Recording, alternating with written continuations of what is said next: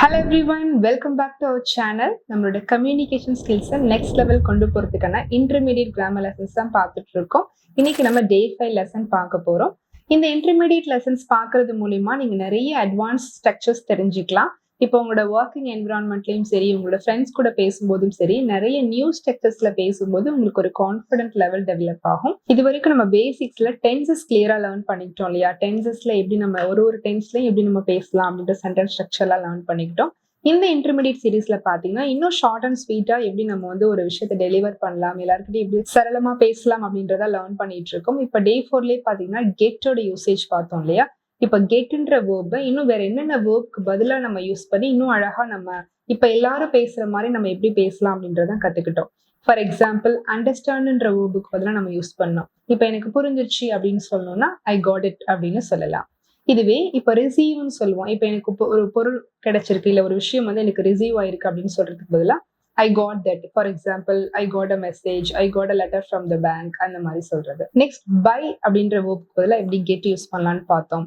இப்போ பைனா வாங்குதல்னு அர்த்தம். இப்ப நான் ஒரு நியூ மொபைல் வாங்கியிருக்கிறேன் அப்படின்னு சொன்னோம்னா I got a new mobile அப்படின்னு பார்த்தோம். நெக்ஸ்ட், பிகம்க்கு பதிலாகவும் கெட் யூஸ் பண்ணலான்னு பார்த்தோம். இப்போ நான் ரெடி ஆயிட்டு இருக்கிறேன் அப்படின்னா ஐ எம் கெட்டிங் ரெடி. இப்போ பிகம்னா ஆகுதல்னு அர்த்தம். இப்போ நான் ரெடி ஆயிட்டு இருக்கேன் அப்படின்னு சொல்லும்போது ஐ எம் கெட்டிங் ரெடி. நான் ரெடி ஆயிட்டேன் அப்படின்னு சொன்னோம்னா ஐ காட் ரெடி. இந்த மாதிரி யூஸ் பண்ணிக்கலாம். நெக்ஸ்ட் பாத்தீங்கன்னா கெட்ல நம்ம யூஸ் பண்ற ஃப்ரேசல் வேர்ப்ஸ் டிஸ்கஸ் பண்ணோம். இப்போ ஃபார் எக்ஸாம்பிள் கெட் அப் அப்படின்னு பார்த்தோம். கெட் அப்னா எழுந்துரு.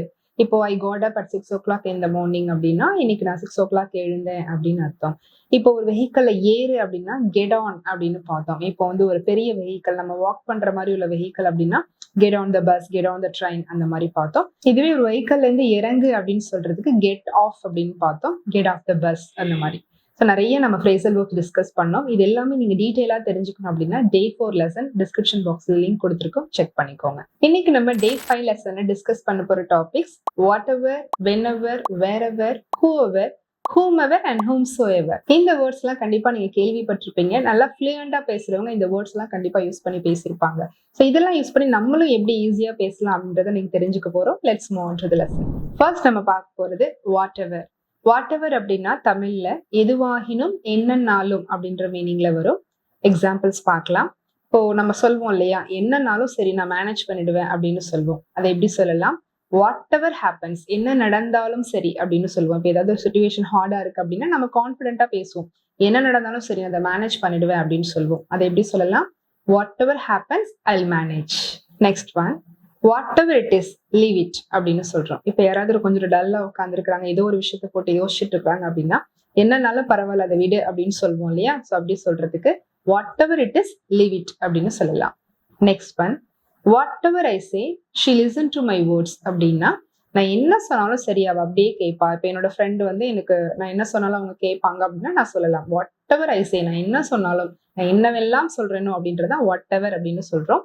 What ever I say she listen to my words அப்படின்னா நான் சொல்ற வார்த்தைகளை அவ கேட்பா, மதிப்பா அப்படின்றது அர்த்தம். Next one, whatever you do don't forget to inform me அப்படின்னா நீ என்ன பண்ணாலும் சரி என்கிட்ட சொல்றதுக்கு மறந்துடாத அப்படின்னு சொல்றோம். நம்ம க்ளோஸ்ட் பீப்புள்கிட்ட சொல்லலாம். Whatever you do don't forget to inform me. Next one, take whatever you like அப்படின்னா உனக்கு என்ன பிடிச்சிருக்கோ எடுத்துக்கோ. இப்போ நம்ம ஷாப்பிங் கூட்டிட்டு போறோம் பசங்களை, உனக்கு என்ன பிடிச்சிருக்கோ வாங்கிக்கோ அப்படின்னு சொல்லணும்னா take whatever you like, உனக்கு என்னெல்லாம் பிடிச்சிருக்கோ எடுத்துக்கோ அப்படின்னு அர்த்தம். இப்போ இதே மாதிரி என்னவெல்லாம் அப்படின்ற வர இடத்துல எல்லாம் நீங்க வாட் எவர் யூஸ் பண்ணி சென்டென்ஸ் மேக் பண்ணி பாருங்க. நெக்ஸ்ட் நம்ம பார்க்க போறது வென் எவர். வென் எவர் அப்படின்னா இப்ப வென்னுனா எப்பொழுது இல்லையா? ஸோ நீங்க ஈஸியா தமிழ் மீனிங் கூட ஞாபகம் வச்சுக்கலாம். வென் எவர் அப்படின்னா எப்பொழுது வேண்டுமானாலும், எப்போல்லாம், எப்பொழுதெல்லாம், இல்ல எப்பொழுது வேண்டுமானாலும் அப்படின்னு சொல்லலாம். எக்ஸாம்பிள் சென்டென்ஸ், இப்ப சொல்லுவோம்ல நீ எப்போனாலும் எங்க வீட்டுக்கு வரலாம் அப்படின்னு சொல்லி யூஆர் ஆல்வேஸ் வெல்கம் அப்படின்னு சொல்லுவோம். ஸோ அதை எப்படி சொல்லலாம்?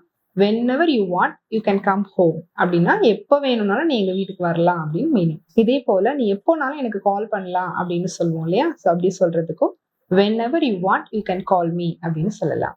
இப்போ நான் எப்போ ஃப்ரீயா இருந்தாலும் சோஷியல் மீடியா பார்ப்பேன் அப்படின்னு சொல்லணும்னா whenever I'm free, நான் எப்போல்லாம் ஃப்ரீயா இருக்கணும் I watch the social media.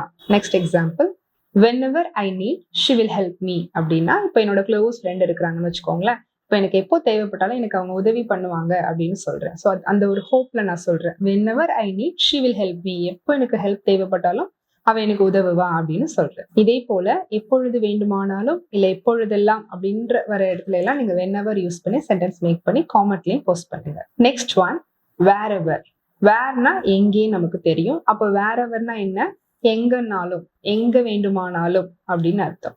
இப்ப for example wherever you go wear the helmet அப்படின்னு சொல்றோம். நீ எங்க வேணுமாலும் போ, ஹெல்மெட் போட்டுட்டு போ. இப்ப நம்ம வீட்ல அட்வைஸ் பண்ணுவாங்க இல்லையா, wherever you go wear the helmet. இப்போ 2-வீலர்ல போகும்போது ஹெல்மெட் போட்டுட்டு போ அப்படின்னு கொடுக்குற ஒரு அட்வைஸ் தான். நெக்ஸ்ட் ஒன், இப்போ நான் எங்க போனாலும் எங்க அம்மா கூட தான் போவேன் அப்படின்னு சொல்லணும்னா wherever I go with my mom. இதுல பாத்தீங்கன்னா நம்ம எப்பயுமே நடக்கிற ஒரு விஷயத்த சொல்றதுனால சிம்பிள் ப்ரெசன்ட் டென்ஸ்லயே சொல்லலாம். நம்ம பாஸ்டோ ஃபியூச்சர்லயோ போவேன் அப்படின்னு சொன்னா சில பேர் ஃபியூச்சரோ அப்படின்னு யோசிப்பாங்க. அப்படி கிடையாது. ப்ரெசென்ட்ல நம்ம எப்பயுமே செய்யற ஆக்டிவிட்டி சொல்லும்போது சிம்பிள் ப்ரெசென்ட்ல தான் சொல்வோம். So wherever I go with my mom அப்படின்னு சொல்லலாம். Next example wherever she is she will be happy அப்படின்னா அவ எங்க இருந்தாலும் சந்தோஷமா தான் இருப்பா அப்படின்னு சொல்றோம். ஸோ எங்க இருந்தாலும் இப்போ ஒருத்தரை பத்தி நம்ம சொல்றோம், அவங்க எப்பயுமே ஜாலி கேரக்டர், அவங்க எந்த இடத்துக்கு போனாலும் அவங்க சந்தோஷமா இருப்பாங்க அப்படின்னு சொல்றது தான் wherever she is she will be happy. she will be happyனா ஹாப்பியா இருப்பா அப்படின்னு சொல்றோம். இதே போல எங்கெல்லாம் எங்கு வேண்டுமானாலும் அப்படின்னு வர இடத்துல எல்லாம் wherever யூஸ் பண்ணி சென்டென்ஸ் மேக் பண்ணி பாருங்க. ரொம்ப சிம்பிளா நீங்க ரியல் டைம்ல பேசுற சென்டென்ஸை நீங்க மேக் பண்ணலாம். இது ரொம்ப கிரிட்டிக்கலான டாபிக்லாம் கிடையாது. ஈஸியா நீங்க வந்து கொஞ்சம் கோத்ரூ பண்ணி சென்டென்ஸ் ட்ரை பண்ணீங்கன்னா ஈஸியா மேக் பண்ணலாம். நெக்ஸ்ட் நம்ம பார்க்க போறது whichever. whichever அப்படின்னா எதுவெல்லாம், எதுவாகினும் அப்படின்ற மீனிங்ல வரும். இதுவும் பாத்தீங்கன்னா கிட்டத்தட்ட வாட் எவர் மாதிரி தான். பட் வாட் எவருக்கும் whicheverக்கும் என்ன டிஃபரன்ஸ்ன்னு பாத்தீங்கன்னா whicheverல ஒரு சாய்ஸ் கொடுத்து நம்ம சொல்லுவோம். இப்போ ஒரு 5 ட்ரெஸ் நான் சூஸ் பண்ணி வச்சுட்டு என் குழந்தை கூப்பிட்டு நான் காமிக்கிறேன், இதுல உனக்கு எந்த ட்ரெஸ் பிடிச்சிக்கோ 2 ட்ரெஸ் எடுத்துக்கோ அப்படின்னு நான் சொல்லலாம். இல்ல இதுல இருந்து நீ சூஸ் பண்ணு அப்படின்னு சொல்லும் போது சூஸ் whichever you like இல்ல டேக் whichever you like அப்படின்னு சொல்லலாம். இதே போல ஒரு 5 கலர்ஸ் காமிச்சு 5 கலர் ட்ரெஸ் நான் காமிச்சு இதுல உனக்கு எந்த கலர் பிடிச்சிருக்கோ போட்டுக்கோ அப்படின்னு சொல்லணும்னா wear whichever color you like அப்படின்னு சொல்லலாம். whicheverன்றது சாய்ஸ் கொடுத்து நம்ம சொல்றது. இப்போ நம்ம வந்து குக் பண்றதுக்கு கொஞ்சம் வெஜிடபிள்ஸ் வாங்கணும்னு வச்சுக்கோங்களேன். இப்போ இன்னொரு பர்சன் கிட்ட சொல்லும் போது by whichever you need to cook அப்படின்னா உனக்கு சமைக்கிறதுக்கு தேவையான பொருட்கள் இல்ல காய்கறிகள் என்ன வேணுமோ வாங்கிக்கோ, எது என்னெல்லாம் வேணுமோ வாங்கிக்கோ அப்படின்றதா by whichever you need to cook. இதே போல ஒரு சாய்ஸ் கொடுத்து ஒருத்தர் கிட்ட சொல்றீங்கன்னா அங்க whichever யூஸ் பண்ணிக்கோங்க. காமனா என்னெல்லாம் வேணுமோ அந்த மாதிரி காமனா பேசும்போது வாட் எவர் யூஸ் பண்ணிக்கோங்க. நெக்ஸ்ட் நம்ம பார்க்க போறது whoever. whoever அப்படின்னா இப்ப whoனா யார் அப்படின்னு நமக்கு தெரியும். whoever அப்படின்னா யாராக இருந்தாலும் இல்ல யாரெல்லாம் அந்த மாதிரி மீனிங்ல வரும். இப்ப எக்ஸாம்பிள்ஸ் பார்க்கலாம். இப்ப நான் சொல்றேன் யாருனாலும் என் கூட வரலாம் அப்படின்னு சொல்லணும். எப்படி சொல்லலாம்? whoever can come with me. இப்போ ஒரு காம்படிஷன் கண்டக்ட் பண்றோம், யாருனாலும் இந்த காம்படிஷன்ல பார்ட்டிசிபேட் பண்ணலாம், வேற எந்த ஒரு ரெஸ்ட்ரிக்ஷனும் கிடையாது அப்படின்னு சொல்றேன். எப்படி சொல்லலாம்? whoever can participate in this competition. இப்போ நம்ம யாராவது பத்தி கொஞ்சம் பில்டப்பா பேசுறாங்க அப்படின்னா அவர் யாரா இருந்தாலும் எனக்கு கவலை இல்லை, நான் அது வந்து கேர் பண்ண மாட்டேன் அப்படின்னு சொல்றேன். எப்படி சொல்லலாம்? I don't care whoever he is. இதே போல நீங்க யாரா இருந்தாலும் சரி உங்க கூட பேசுறதுக்கு எனக்கு விருப்பம் இல்லை அப்படின்னு சொல்றோம். இப்ப என்ன சொல்லலாம்? I don't want to talk to you whoever you are. நீங்க யாரா இருந்தாலும் சரி உங்ககிட்ட பேசுறதுக்கு எனக்கு விருப்பம் இல்லை அப்படின்றதுதான். இப்போ நீங்க யாரா இருந்தாலும் எனக்கு பிரச்சனை இல்லை அப்படின்னு சொல்லணும்னாலும் I don't care whoever you are அப்படின்னு முடிக்கணும். இதே போல யாரெல்லாம் யாராக இருந்தாலும் அப்படின்னு வர இடத்துல whoever யூஸ் பண்ணி நீங்க ஈஸியா சென்டென்ஸ் மேக் பண்ணி பாருங்க. நெக்ஸ்ட் நம்ம பார்க்க போறது whomever, whomsoever. இது ரெண்டுமே பாத்தீங்கன்னா ஒரே மாதிரியான மீனிங் தான் கொடுக்கும். whomsoeverன்றது கொஞ்சம் ஃபார்மலா நம்ம யூஸ் பண்ணுவோம். தமிழ்ல பாத்தீங்கன்னா whom அப்படின்னா யாரை அப்படின்னு சொல்லுவோம். whomever அப்படின்னு சொல்லும் போது யாரையெல்லாம் அப்படின்ற மீனிங்ல வரும். எக்ஸாம்பிள் பார்க்கலாம். இப்போ ஒரு நம்ம வீட்டுல ஒரு ஃபங்க்ஷன் நடக்குதுன்னு வச்சுக்கோங்களேன். இப்போ நம்ம பிரதரோ சிஸ்டர் கிட்டயோ சொல்றோம், இல்ல வீட்டுல உள்ள யார்கிட்டயாவது சொல்றோம், நீங்க யாரெல்லாம் உனக்கு இன்வைட் பண்ணணும்னு ஆசைப்படுறியோ நீ இன்வைட் பண்ணலாம் அப்படின்னு சொல்றோம். யாரையெல்லாம் அப்படின்னு சொல்லும் போது you can invite whomsoever you like அப்படின்னு சொல்லலாம். Next example, you can give sweets whomever you see in the temple அப்படின்னா நீ டெம்பிள்ல யாரையெல்லாம் பாக்குறியோ அவங்களுக்குலாம் ஸ்வீட்ஸ் கொடு. இப்போ ஒருத்தவங்களுக்கு ஒரு குழந்தைக்கு பர்த்டே அப்படின்னா இப்போ டெம்பிள்ல வந்து ஸ்வீட்ஸ் வாங்கி கொடு.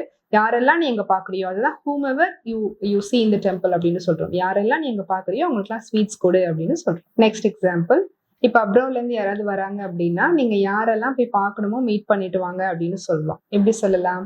you can meet whomever you want அப்படின்னா உங்களுக்கு யாரெல்லாம் பார்க்கணும்னு நினைக்கிறீங்களோ போய் பார்த்துட்டு வாங்க அப்படின்னு அர்த்தம். இதே போல யாரெல்லாம் அப்படின்னு வர இடத்துல whomever இல்ல whomsoever யூஸ் பண்ணி சென்டென்ஸ் மேக் பண்ணி பாருங்க. இப்போ நம்ம பார்த்த whatever, whenever, wherever and whichever, whoever இது எல்லாமே பார்த்தீங்கன்னா நம்ம எப்பயோ கேள்விப்பட்டிருக்கோம். பட் எப்படி கரெக்டாக சென்டென்ஸ்ல யூஸ் பண்றது அப்படின்ற டவுட் இருந்திருக்கும். ரொம்ப சிம்பிள் தான். இது எல்லாமே பார்த்தீங்கன்னா ப்ரெசன்ட் டென்ஸ்ல நீங்க கேட்கலாம். ஏன்னா எப்பயுமே பண்ற ஆக்டிவிட்டி சொல்றதுனால ப்ரெசென்ட்லேயே நீங்க யூஸ் பண்ணி பாருங்க. இப்போ வாட்னா என்ன, அப்போ என்னவெல்லாம் அப்படின்னு ஞாபகம் வச்சுக்கோங்க. வேர்னா எங்கே, அப்போ வேர் எவர்னா எங்க எல்லாம். விச்ன்றதும் அதே மாதிரிதான். இப்போ விச் எவர் அப்படின்னு வரும்போது சாய்ஸ் வச்சு சொல்லும் போது விச் எவர் யூஸ் பண்ணிக்கோங்க. அண்ட் என்ன பார்த்தோம், ஹூ எவர் பார்த்தோம். ஹூனா யார், அப்போ ஹூ எவர்னா யாரெல்லாம், யாராக இருந்தாலும் அப்படின்ற மீனிங்ல வரும். அண்ட் வென் எவர் பார்த்தோம். வென் எவர்னா வென்னுனா எப்பொழுது, டைமிங் பத்தி பேசும்பொழுது வென்னுன்றது யூஸ் பண்ணுவோம். இப்போ வென் எவர் அப்படின்னா எப்பொழுதெல்லாம், எப்போல்லாம் நீங்க ஃப்ரீயா இருக்கீங்களோ, அந்த மாதிரி சென்டென்சஸ் எல்லாம் பார்த்தோம் இல்லையா. லாஸ்டா நம்ம பார்த்து ஹூம் எவர்னா யாரையெல்லாம் அப்படின்றத சொல்றோம். That's end of the lesson today. இன்னைக்கு பார்த்த டாபிக் கண்டிப்பா உங்களுக்கு யூஸ்ஃபுல்லா இருந்திருக்கும்னு நினைக்கிறேன்.